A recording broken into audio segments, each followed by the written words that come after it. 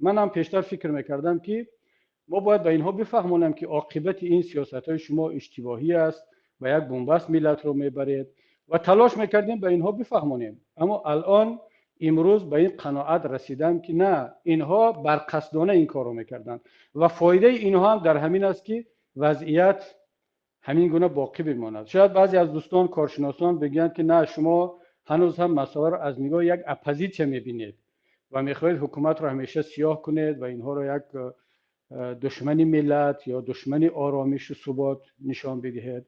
نه دوستانی عزیز، ما هم تا اون حد بی‌انصاف نیستیم و بدون دلیل هم صحبت نمیکنیم. بله، در داخل حکومت هستند صدها و شاید هزارها کارمند مقامات، کارمند امنیت، پلیس، پروکراتورا، در دستگاه پرزیدنت، در وزارت ها، اونها هم میخواهند که یک ثبات و یک آرامش در کشور باشد، اما اونها اجراچی هستند.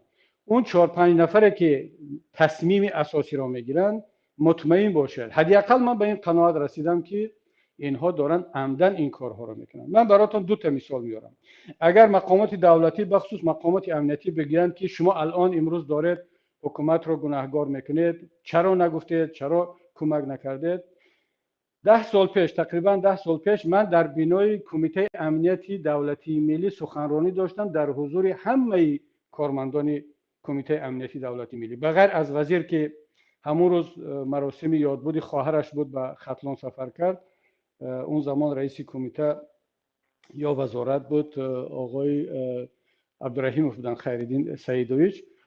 دیگر معاونان وزیر، تمام نچلنیک اپرالینیا ها، کارمندان قطاری، زیاده از 400-500 نفر در تالار کمیته امنیت. من 1.5 ساعت سخنرانی کردم درباره عامل‌های خطر یا تهدید به امنیت ملی تاجیکستان.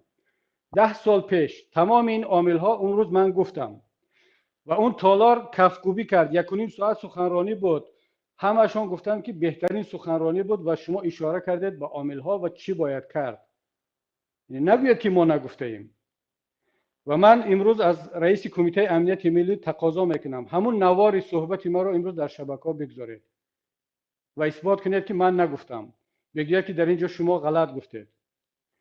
وقتی که با شما گفتیم که خطر در کجا هست، خطر در اون است که شما وقتی محدود میکنید، خطر در اون است که کروپسیا وجود دارد، شما آزادی ها را محدود میکنید، شما دیکتاتور را کمک میکنید. اینجا مردمی بیچاره، مردمی تاجر، مردمی قطاری، سیاستمدار، بازارنشین، حالا هر کسی از چیکار کند، به کجا برود وقتی که شما این همه فشار رو بالای مردم میارید؟ بعد مجبور میشود که رو بیارد به گروه های افراطی، به تروریسم، به رادیکالیسم و غیره و هکذا. اگر شما میخواهید که در تاجیکستان امنیت برقرار باشد، چند نکته رو در اونجا اشاره کردم و امروز هم به این حرفایم باور دارم، اعتقاد دارم که اگر هر حکومت این رو عملی کند، صلح و آرامش و ثبات در کشور برقرار می شود. شما بیاید به خود سوال بدهید. یک جوانی تاجیک، یک جوانی با ننگ و ناموس، اونه که آر و ننگ و ناموسی ملی دارد، مذهبی دارد، بشری دارد، میخواهد آرامانه تجارت کند، میخواهد آرامانه درس برود، میخواهد آرامانه عضو یک حزب باشد، فعالیت کند، فعالیت اقتصادی کند، چی کار کند وقتی که شما میایید تجاوز میکنید به ارزش‌های دینیش، به ارزش‌های ملیش، به ارزش‌های انسانیش، تا داخل خانواده‌اش، تا داخل جای خوابش را به نوار میگیرید، تا داخل دیگ و طبق مردم را رفته چین میکنید. مردم در روز تویش، در روز خدایش، به جای آنکه مهمان را قبول کند، تشویش است که الان نماینده تنظیم وارد میشود، پیاز و کارتوشکه او را حساب میکند.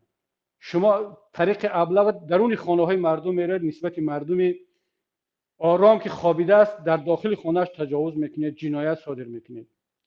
بازارنشین از دست شما ظلم میبیند، تجارتش رو میکشید میگیرید. مردم چیکار کنند؟ به کجا بروند؟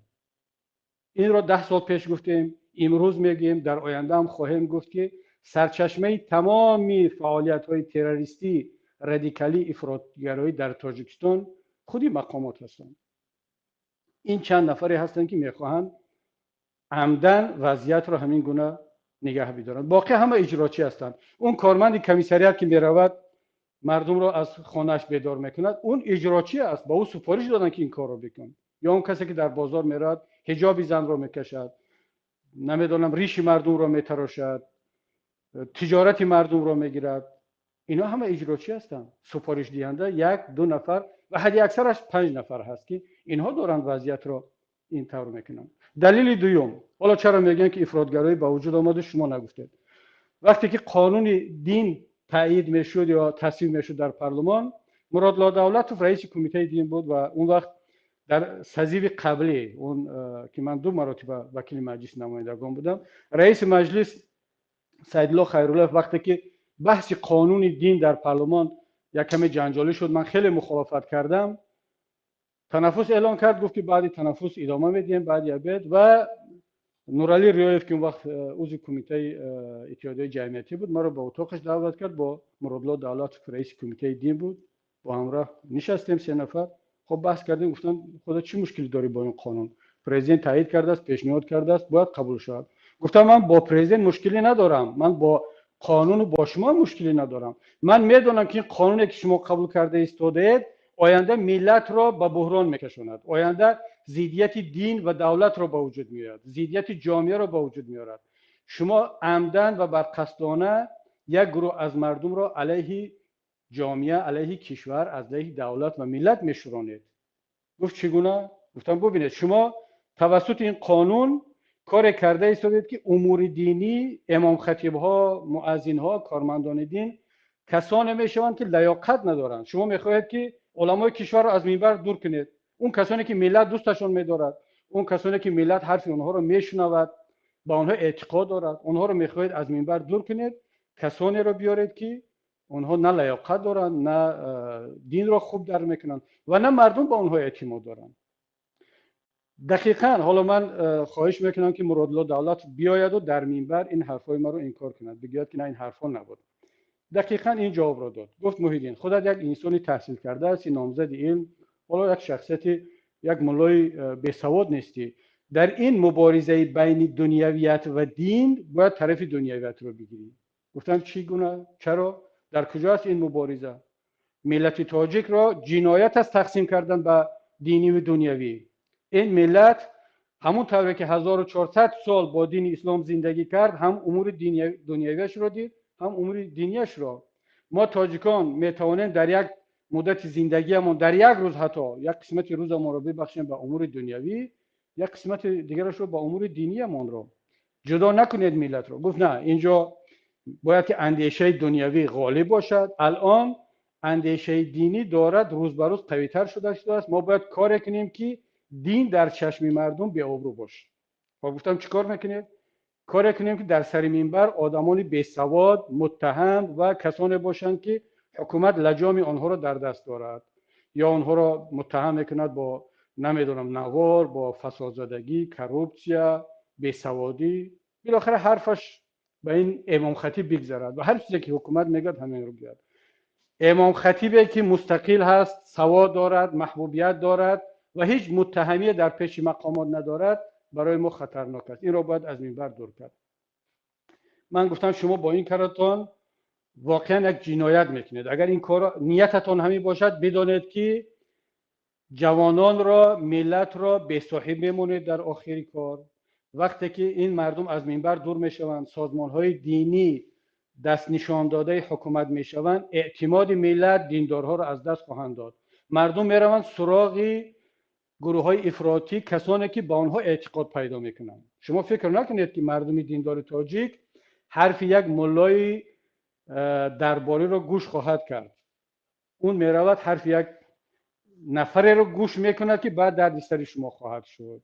اینها من فکر کردم که مشکلی در همین مرادالله دولت و رئیس کمیته دین است. بعد فهمیدم که اینها هم اجرا کننده یک سیاست بزرگ است که باید توسط این قانون ها و سیاست ها علمای کشور رو از منبر دور کنند، حزب نهضت اسلامی تاجیکستان رو ممنوع کنند، روشنفکرانی که اندیشه ملی دارند و میخواهند که دین و دولت، دین و ملت با هم دوست باشد، اینها رو از میدان و از منبر و از تلویزیون دور کنند، اینها رو خائن اعلام کنند، مثل استاد مومن قناعت و برزا عبدالرزاق و حالا هر کسی که هست، اونایی که واقعا ملت رو دوست می‌دارن.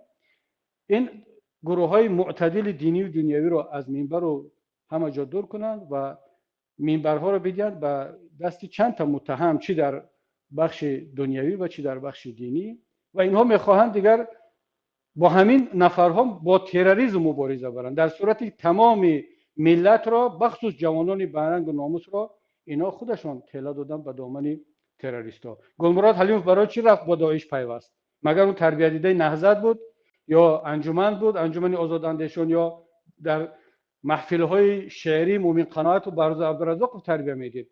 این پرورش یافته خود شما بود، وزارت داخله در گروه های ضد تروریستی شما تربیت یافت. اما وقتی با او سپارش دادید که رو با فاحشه ها حجاب اسلامی بپوشان در کوچه و متهم کن زنهای حجاب پوش را به فاحشه‌گری، اون ناموسش بیدار شد، گفت که اگر این است من بهترش میرم با داعش پیوست میشم، علیه شما مبارزه میبرم. برادران عزیز، هموطنان عزیز، هیچ کس نباید ادوکت داعش یا ادوکت این حکومت اشتباهی غلطکار باشد. ما باید در فکر ملت باشیم و هر کسی که جنایت میکند به طور آشکار بگیم. اگر جنایت رو داعش کرد، نباید یک گروه بیان ادوکت داعش هم بگن نه این کار داعش نیست. داعش کرده است باید داعش جواب بگیرد، حکومت کرده است باید حکومت جواب بگیرد. این قسمتی کار را من با شما با صراحت میگم که اول جنایت را حکومت کرد، امروز گروه های تروریستی دارند به نفع این حکومت این جنایت ها را ادامه میدهند. بنابراین همین دوستان عزیز، ما نباید الان سراغ این فرضیه ها برویم و فرضیه ها را بگیم این گفت فلان گفت. نه، ما باید سوال بگذاریم چرا چنین شد، کی جواب میگوید و چی باید کرد. من درباره آنکه چرا چنین شد و کی جواب میگوید گفتم الکی. برای آن چنین شد که حکومت این را میخواست و این راه را رفت و نتیجهش را هم دارد ملت میگیرد. کی جواب میگوید؟ حکومت جواب میگوید و بعدا اون کسانی که این جنایت را صادر کردند. اما چی باید کرد؟